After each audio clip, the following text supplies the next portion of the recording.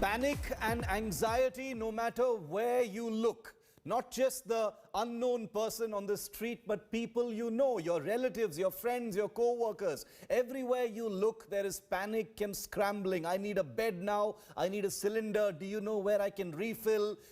My mother's cylinder is running out. There is palpable and justified anxiety because things really are in a mess, and I'm not going to censor the reality for you.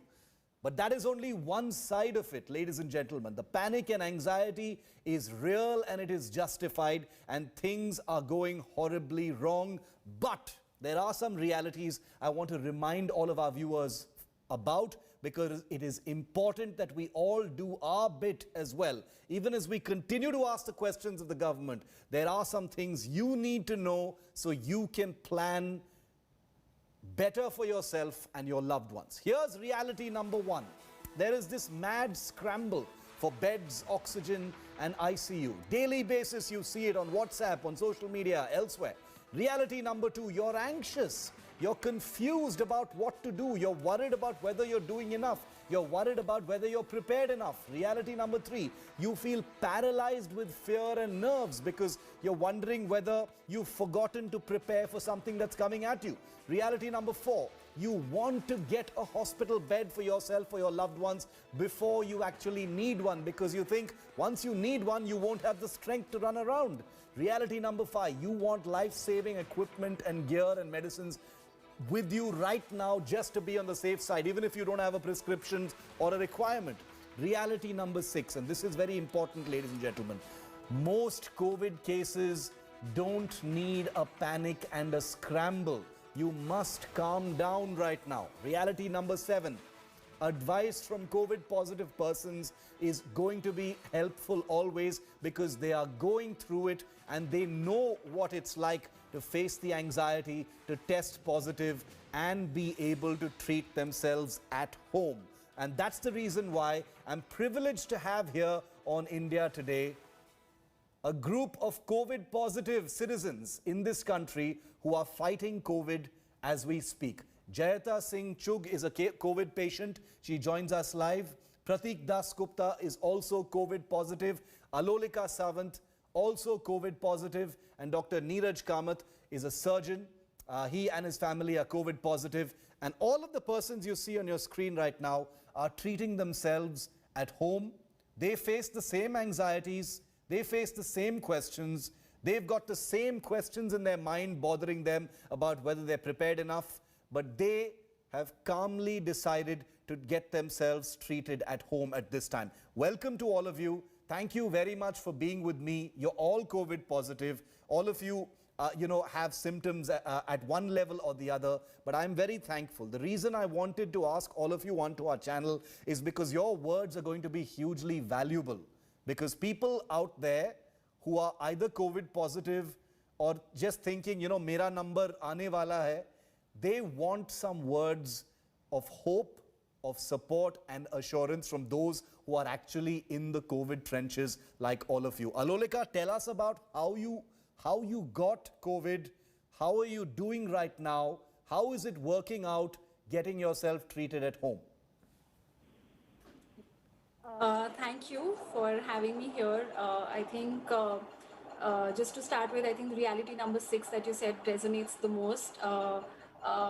I think we're just getting panicked because we just don't know, and it's just we are venturing the unknown, so obviously you don't know what to do. But just a bit about myself. Today is officially day 16 of my COVID. How I got COVID, honestly, it's hard to say because I work from home. I live with my parents, and my parents are also working from home. We barely step out. We follow all the social norms and distancing. We have a very small social bubble. So I guess how is a question that even I don't have an answer to. But obviously it started with my mom. She had some symptoms of fever, and slowly it caught up to the rest of us. My dad got it 2 days late. I got it the day after. And of course it was just 14 days of, so my dad had like fever of like 102, 103 for 12 days straight without any, any sort of respite or, the fever levels dipping. I had breathlessness and oxygen levels occasionally dipping down to like 75, 80. And I mean, yes, we did sort of go through all of that. We are recovering as we speak. We have stayed at home, followed all the instructions of all the doctors. We tried not to panic at all, as you said. I mean, all those check test of reality that you said. We tried to ensure that we fight this out, because in all of these unknowns, and unknowns of which COVID strain have I got, how many mutations, how it's Yes, spreading in my lungs, with all of those unknowns, the only known that really is that how much you can control your own immunity, right? That's the exactly. only thing in your own control. So, and I think that's the only thing we were always focused on. That was just our single point agenda, that whatever happens, we just have to keep our immunity and our like will just at high at all times. And I mean, like I said, so I think for me, I had severe, I mean, not severe, but I had breathlessness for quite a few days, 3 4 days straight, which with oxygen levels obviously not, I mean, forget in the 90s, it was of course off the mark. I think it was way below, and I mean early 80s, late 70s. And I think some of the things that I really followed and that helped me through was proning, Right. which a lot of doctors have been recommending. It's all over the place. I think it's just that we need to open our eyes and actually practice Yes, indeed. these things. So Absolutely. In fact, we've got a demonstration on proning which we'll be playing out for our viewers as we ask you all more questions. Jayata, how is a home treatment for yourself working out for you? What is that experience like? Because all across in different cities, you're seeing people really worried. They're in a dilemma, thinking, if I get COVID, how do I decide whether I should stay home and get treated, or get preempt some kind of disaster and go to a hospital? How is it working out for you? Hi, firstly, thank you for having me here. And secondly, yes, it has really worked out well for me because I kept my calm the moment I saw that my report is positive, and the moment I came to know, I had isolated myself 2 days before of it because I was showing some symptoms. So I live with my grandmother and my parents, and all of them are above 60. So it was very hard for me. Yeah. So the moment I came to know I was positive, I kept my calm, and as started with my medicines the moment I came to know about it. So yes, initially even I got a little anxious. I'm not to lie about it, but yes, in the end when it all went through, and I was okay with it, so it was not a hard task. But yes, staying alone in a room for the 14 days of a time wasn't easy for me because you have to do everything, and the scare in the mind that probably if my parents would have caught it, probably what if my grandmother have caught it. So those things were hitting my mind day and night. So the fear, and because I was stuck inside, so the only question was haunting me: what if they get it and I'm not able to help them, Yeah. and we get late and they don't get an oxygen, or maybe they're not able to get medicines, because once anybody in the house is COVID positive, Yes. the whole family gets abandoned from the society. So it wasn't an easy task for me as well. Okay, so this is actually very reassuring. Pratik, has your experience also of treating yourself at home been similarly quite positive? Because people are hoping to hear such experiences from those. The four of you have COVID right now. As we speak, the four of you are infected. You have the virus in your system, in your lungs, but you are at home and you are calmly following the doctor's word and treating yourself, Pratik.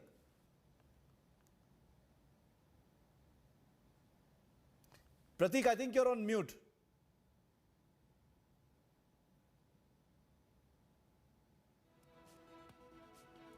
Pratik, I think you're on mute. This is one of the hazards of the online life. I think you're on mute. Yeah. Go ahead. Sorry, Go I ahead. was on mute. Yeah. So sorry for that. Yes, I have been detected with COVID only day before yesterday. So I got the report, but we were all showing the symptoms. My whole family, including both of my young kids. One is of only 3.5 years. So we isolated ourselves, of course, and we were not going out. And when we got the positive report, then we thought it's time not to panic. Yeah. And we stopped looking at the televisions. Let me tell you honestly, we have stopped seeing the news because that is what creating people the more panic-like situation. that we are getting so much of bad news, understand that. negative news. So we have stopped looking at the news and we thought, why not relax? Just relax, keep ourselves cool, do some breathing exercise, check our oxygen levels regularly, and have the medicines on time and have food and just chill ourselves, and we have a good family time. So we are enjoying, you can say we are enjoying our time. So that's how we are trying to treat ourselves. Okay, so you've just tested positive and you've decided to chill, relax, and not panic. Dr. Kamath, how are you handling all of this? You're a doctor, so you're already professionally trained to be very calm under very high pressure situations. But this is something that can make anyone anxious. When you and your entire family is infected, you're forced to be at home. How does someone like you handle all of this? And what can you tell others? So this is, myself, Dr. Neeraj Kamath. I'm a consultant cardiac and heart-lung transplant surgeon. Yes. In SRH and Reliance in Mumbai. It's a professional hazard, I can tell you that. And we have been trying to, there is a saying in medicine that prevention is better than cure. Indeed. And myself and my wife, being an anesthetist, we are from a doctor family. We all have been really taking precautions, social distancing, masks, sanitization. In our hospital, we have a protocol where we do our swabs every 5th day for ourselves and for our patients. And even after trying to do that, at the end of the day, I've ended up getting a COVID. But the larger picture I would like to tell everyone is that you shouldn't press the panic button. There is no necessity of anxiety or panic in this situation. I understand this is a different illness than any other cold, sore throat, or any other infection or disease wherein only the patient is isolated, or even if patient is not isolated, he's in the house, but there are people to take care of. Yeah. But here, unfortunately, what happens is you need isolation, and in isolation, you are worried about your father, your mother, your grandparents. What will happen if they get isolated? How I'm going to help them?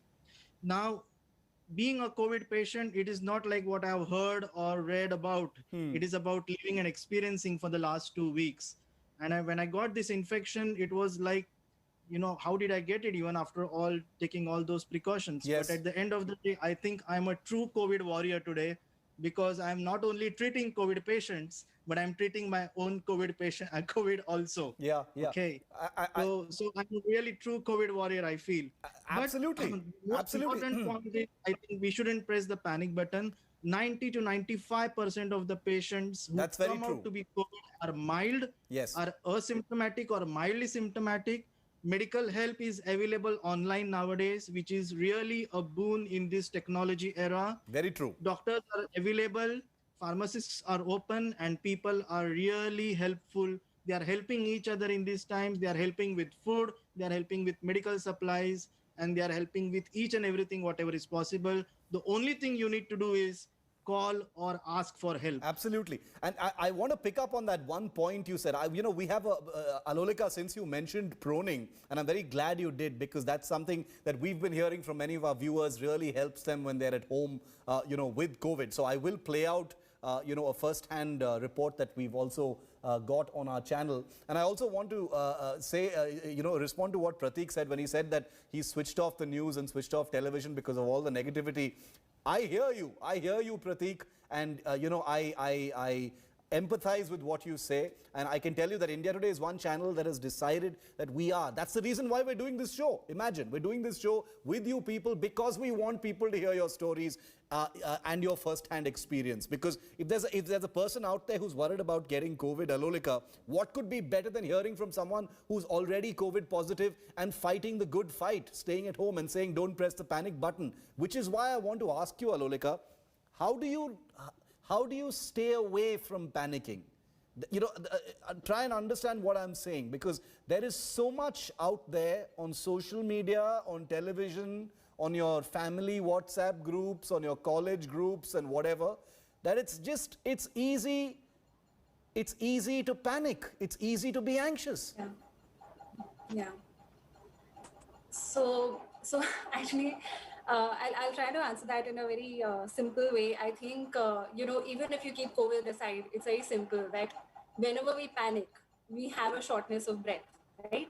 we start breathing short, we start getting, our mind gets fogged and all of that, Yeah. right? So I knew this, that if I'm already dealing with breathlessness, which I was, panicking was definitely not going to give me my breath back.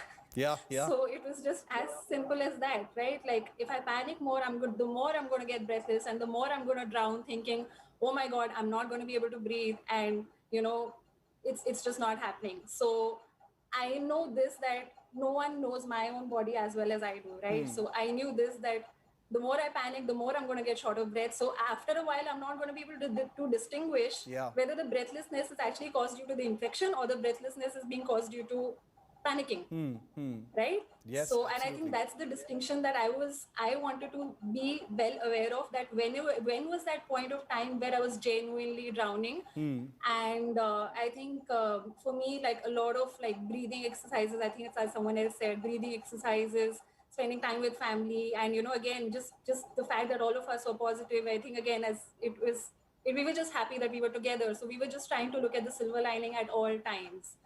And I think that's what really helped me. A lot of meditation. I was just like sitting for 30 minutes, just breathing, not doing anything else. So it was really just a lot of that.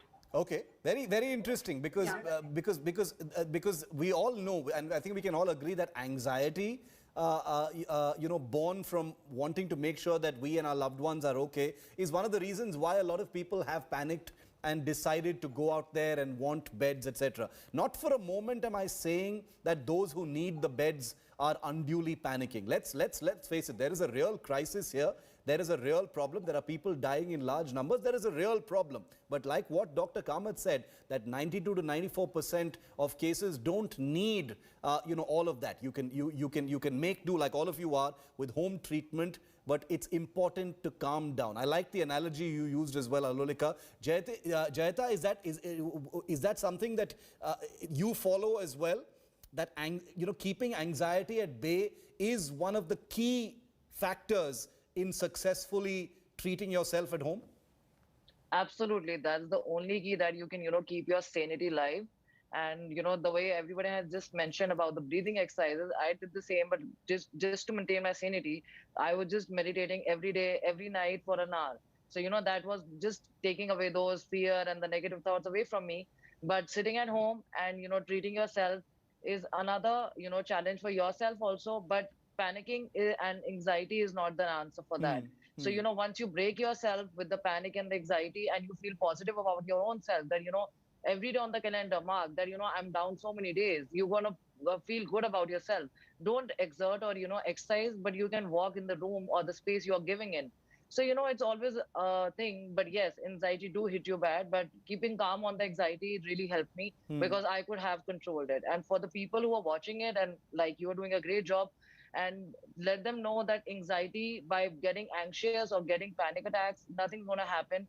Because in the end, if you're doing it too much also and exposing the COVID patient too much for to get a bed or the oxygen cylinder, it's not going to help them. We've been hearing so many deaths and everything, it results to that. So I would really suggest to keep their calm and be, have faith in God, because that's the ultimate truth we all need to face. Faith in God and the doctors who will be consulting with you. Prateek, there's so much subjectivity also. When you see WhatsApp messages, and like you said on television, I have to admit that many channels are spreading a lot of panic. Ours is not. But my question is it that we need to, those of you who've chosen to treat yourselves at home are treating this like an arithmetic problem. We look at the numbers, see what my fever is, see what my oxygen is, see what my other levels are, listen to the doctor, have faith in the professionals, and simply treat yourselves at home, because panic is just damaging to everyone. Of course.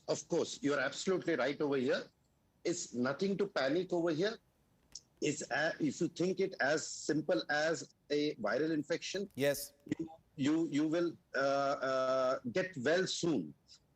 It's a very well-known fact that when due to snake bite, most of the people die because of panic, not because of the poison. Yes. Similarly, over here, maybe after a few months, you will see this research work coming out, maybe by some doctors, saying the same thing about COVID-19.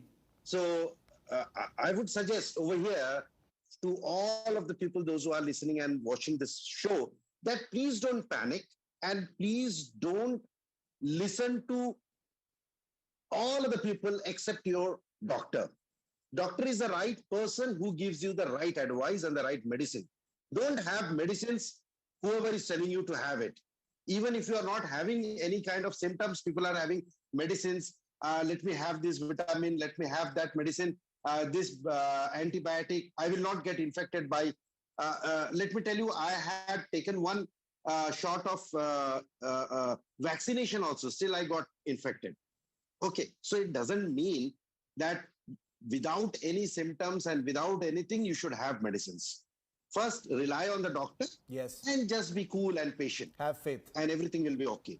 Absolutely. And one of the reasons, Dr. Kamath, having faith in the doctor's reliable information is something that people have been a little concerned about, because, they've been hearing about doctors also being overwhelmed, not enough information actually coming out. So what would you say to those at home? Because what people need right now is a little reassurance ki, listen to the professionals. If you have access to someone you can teleconsult with, or a doctor you can get on the phone with and share your information with, then you are likely to be in safe hands and you don't need to worry.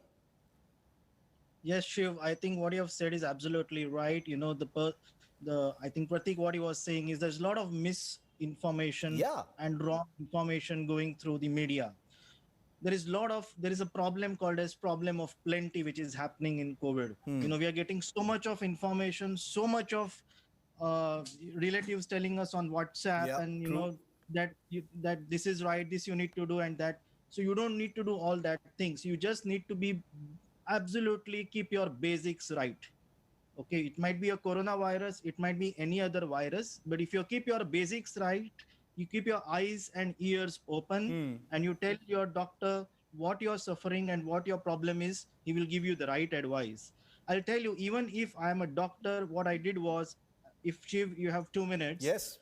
I got this, I had a very good antibody levels after the first vaccine dose, and I got my second vaccine shot. Okay. And after 24 hours, I did have fever. And I did thought it was because of vaccine. And I waited for a day more, but then I realized that this is something more than vaccine, which I'm suffering.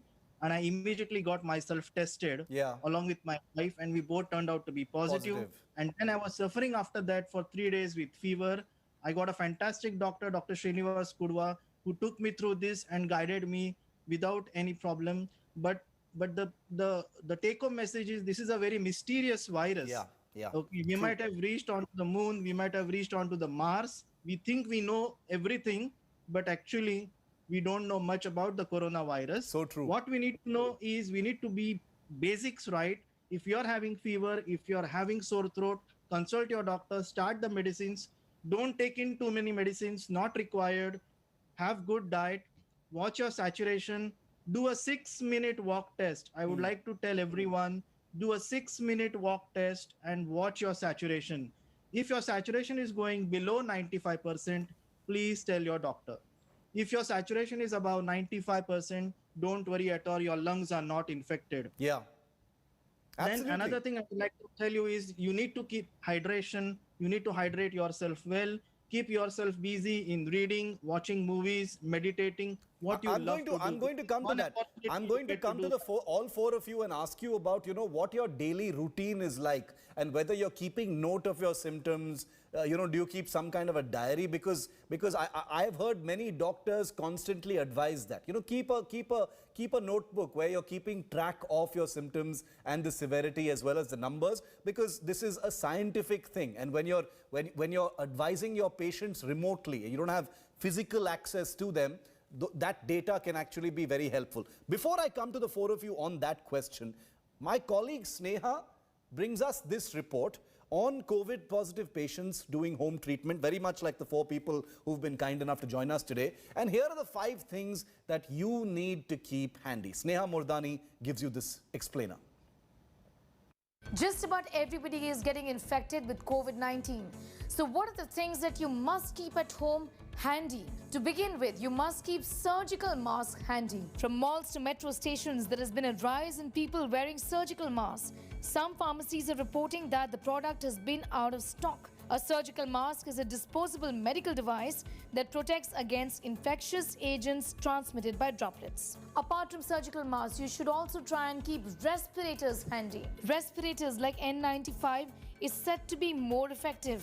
It's a type of personal protection equipment which is thicker than a surgical mask and have been designed to achieve a very close facial fit in order to offer efficient filtration of airborne particles. The other thing that you must be keeping handy at home is gloves. Since it's not possible to wash hands as frequently as possible, there has been a rise in demand for both sterile and exam gloves for virus protection. The gloves should be changed daily, and wearing the correct gloves will ensure that the contaminants will not be absorbed and can reduce the chance of contracting viruses. Also, hand sanitizers, not just at home but also in your car and also in your hand purse. The best way to protect against the transmission of the virus is to prioritize hand hygiene, and this has led to an increase in demand for hand sanitizers. Lastly, but most importantly, and especially in India this time around, in the second wave of the infection, you must keep pulse oximeters handy at home. The WHO has stressed that oxygen therapy is a major treatment intervention for people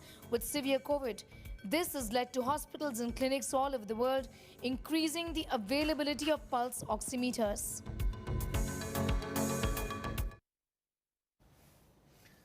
Alolika, tell us about your daily routine. Are you, as you get yourself home treated, are you meticulously noting down your symptoms either on your phone or in a notebook?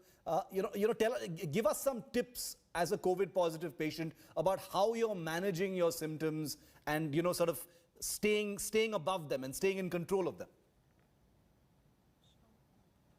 So I think, yeah, as you said, it's very important to maintain a log. Yeah. So if you ask me, I know exactly day by day what my fever was, how my oxygen levels were increasing or decreasing, or what was the cause due to it. I mean, so yes, it's very, I mean, it can be anything, right? So I, of course, write it in my phone, but you could use a diary or, just maintain a day-wise log, because typically, I mean, while it's of course not the same for everyone, but typically overall journey is more or less the same. It spikes in the first 4-5 days, then there's a lapse, and then there comes a relapse around day 7 or 8. Yeah. So yes, it's important to know that entire journey and log it.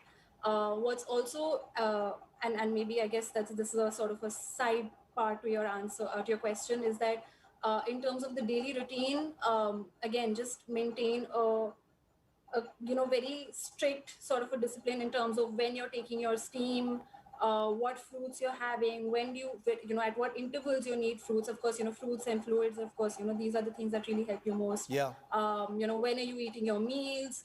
And then again, when you eat, when you drink stuff like coconut water or, a lot of stuff like that, right? Whatever you may want to use, like vitamin C and all of those things that you need, right? So whatever is it that constitutes your diet, you need to follow that very, very consistently. It's not that, one day you didn't drink a lot of fluids and then suddenly you feel, okay, day 5, my vitals are normal, things are getting better, and, and you just let go. So that's very important, that even as you monitor your progress, there are going to be low days and there are going to be high days, and you just have to kind of maintain consistency throughout.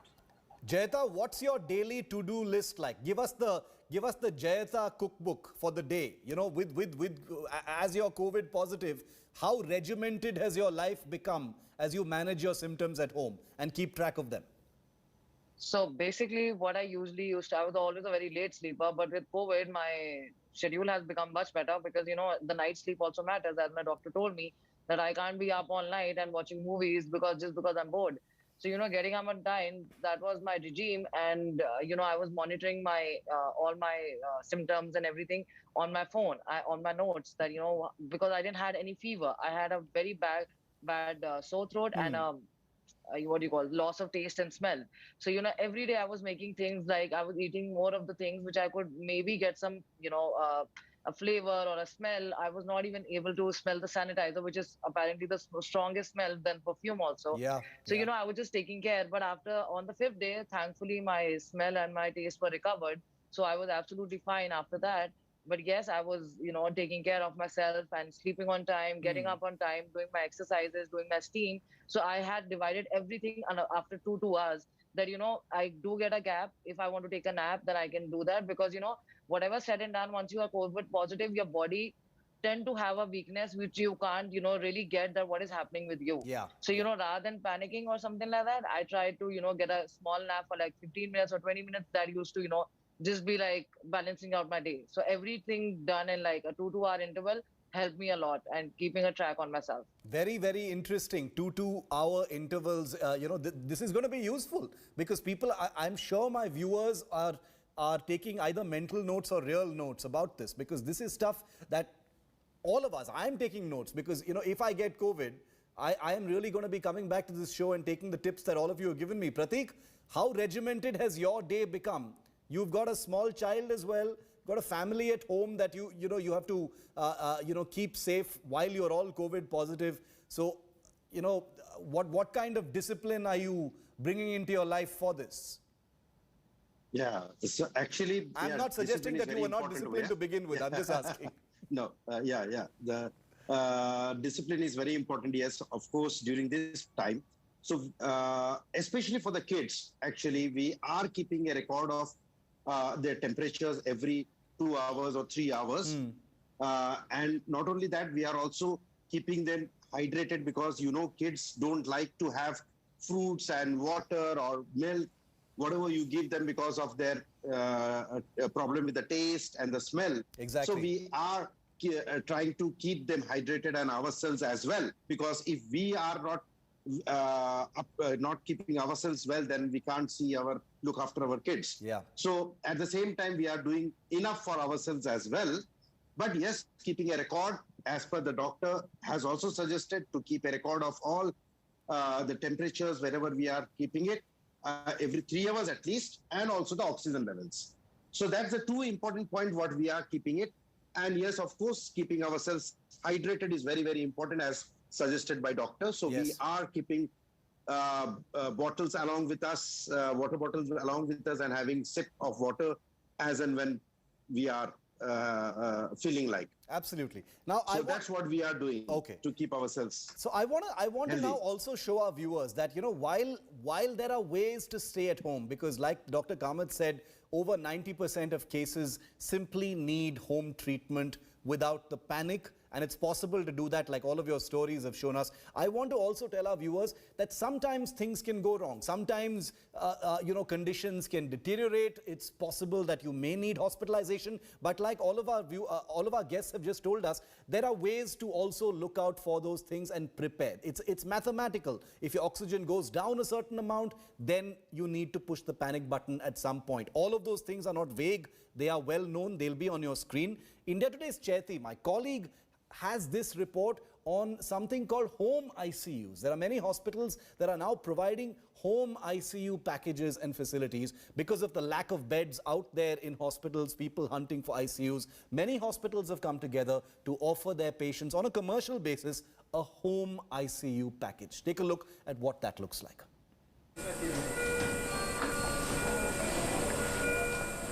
The country is grappling through the second deadly wave of the pandemic.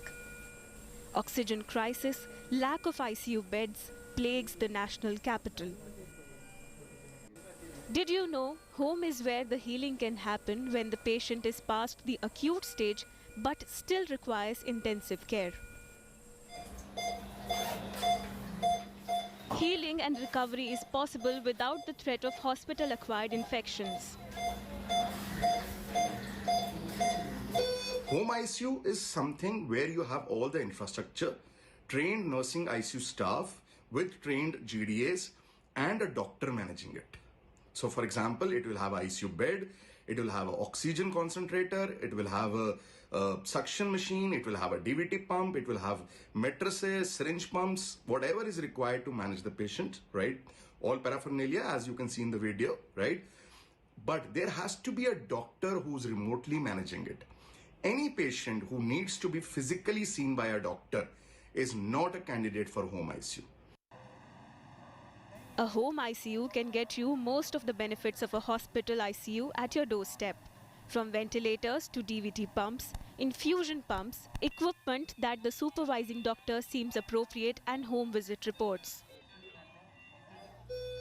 A patient gets e-monitored and has regular doctor visits scheduled at home along with nursing assistants that are provided. During COVID times, we have treated about 10 lakh patients till now. Most of the patients have been treated in home remote management. We've worked with the Delhi government, the Punjab government, the Karnataka government to do that. 85% of the patients don't require anything else. So people should not get panicky and because most of us will get well at home itself. An ICU at home costs you half of what you'd pay at a hospital.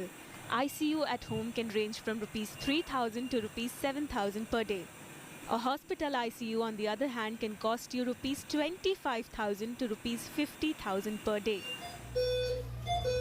In New Delhi, Chaiti Narula for India Today. And I just wanted to give our viewers a sense of what hospitals out there, not just in the national capital, but in other parts of the country, everywhere, big cities and towns, are actually offering people. These are some of the packages that are actually being offered by hospitals. There's something called a home isolation package, which can cost anywhere between 4,000 to 6,000 rupees on a daily basis. These actually include things like vitals monitoring tools with built-in critical alerts on your mobile phone, daily monitoring by a COVID care trained nurse, virtual doctor review on day 3, 7, 10 and 15, and a COVID kit. That is an oximeter, a BP machine, glucometer, PPE kits, the possibility of consulting with a dietitian, and very importantly, home delivery of medicine. So that's what the home care package that many hospitals are providing look like. Then there's something called the mini ICU, which Chaiti just showed you in that report, where hospitals are saying, we may not have any beds in our ICU for you, but we can set up an ICU in your home. Now, this actually can cost much more, anywhere between 15,000 to 25,000 rupees per day, depending on the hospital in big cities. This would include an oxygen concentrator, which will be set up along with an ICU-trained nurse who will be with the patient 24/7. There will be online consultation with doctors whenever needed, or as per the package, it could be as often as twice a day. So there are these two things that are available right now to patients who may suddenly need that kind of thing, either these home care packages or home ICUs. Dr. Kamath, many hospitals are coming forward and providing these packages and facilities because they do see that, while it is a good thing that people are staying at home, there could be a requirement for a little elevated level of care, and that's why some of these things are also happening. It's very safe, I would say, because as appropriately said, if at any point in time a patient needs to be physically seen by a doctor, then it needs hospital admission. But as otherwise, if a nurse can take care of the patient and tell the details on a live basis to the doctor, and patient is mild to moderately symptomatic, with doctor's prescription, we can arrange a ICU in the house at home and take good care of the patient also. But before we end the show, I would like to tell you three important things. One thing is, even if you're COVID positive, you need to mask yourself at home, yes, especially the first 10 days when your viral load is there. Second thing is hydration, but how much hydration is appropriate is around 3 to 3.5 liters of total intake in the day is what is very important. And the third thing is, even if you have fever for a day and you have not tested yourself, please go and test, because even if the test report is going to come after 3 or 4 days, it does make sense testing, because it is not only for yourself but others with whom you're coming in contact with. Yes. So you can take the treatment and start the treatment in the meanwhile, because in a lot of tier 2, tier 3 cities, people are saying that we are not getting the reports within 4 days. What is the point of doing the tests? I would say don't do like that. Do your tests on time. Yeah. Let the report come after 48, 72 hours. We can start the treatment. Absolutely. Because that is where we miss the button, and then things get complicated, and then we don't land up in the right place. We see a lot of people offering advice to those at home with COVID, down with COVID, and trying to help themselves feel a little better. I hear that you've been, following some holistic alternative treatments as well, to get by and to manage your symptoms. Can you tell us a little bit about that? So you're listening to your doctor, but you're also trying out some other treatments. Is that so?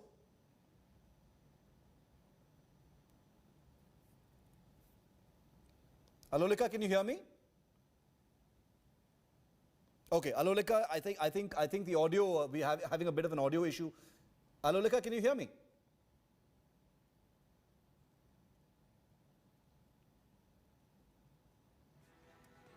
Alolika, I think you may be on mute, but if you can hear my question. I can, yeah. Yeah, go ahead. If you could hear my question, go ahead and answer. I was asking you about whether you're also using some alternative holistic treatments to manage your symptoms and feel better and get through your days of COVID. So I actually missed a question earlier, but thanks for repeating that. But I think for me, I would say the only alternate holistic treatment would be steam. So steam and a good diet, and that's it. I think that was really all.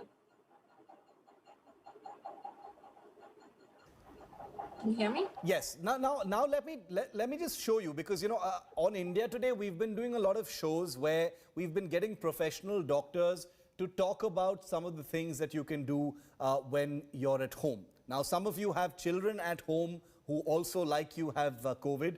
Here's what Dr.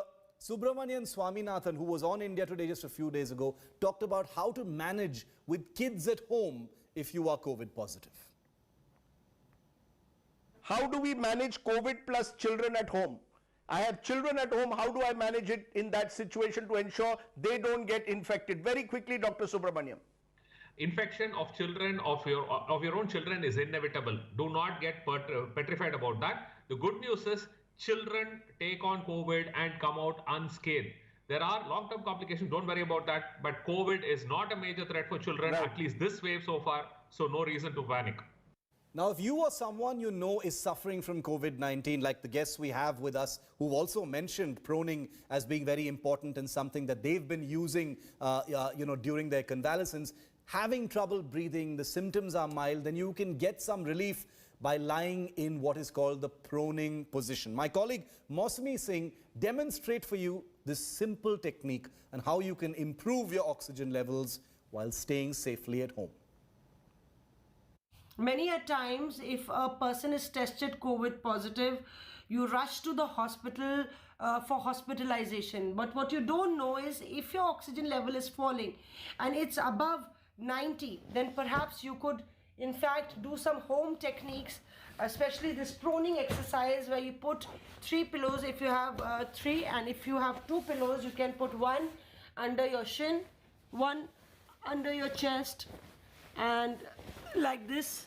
This is, you lie down on your stomach and you take your oximeter and you deep breathe. Not every time you can you just see the oxygen level, and you can actually improve your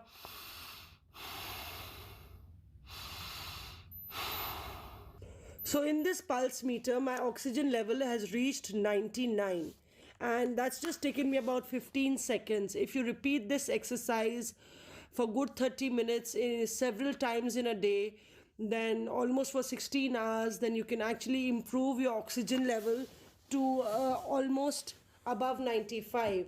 And that's a very good technique that you can do. It's advised by doctors as well. And you don't need to panic. If you feel that still your oxygen level is not improving, you can go for a CT scan. If you have mild infection, you can use an oxygen concentrator or an oxygen cylinder at home, and take some advice on the phone that we call telemedicine, teleconsultation.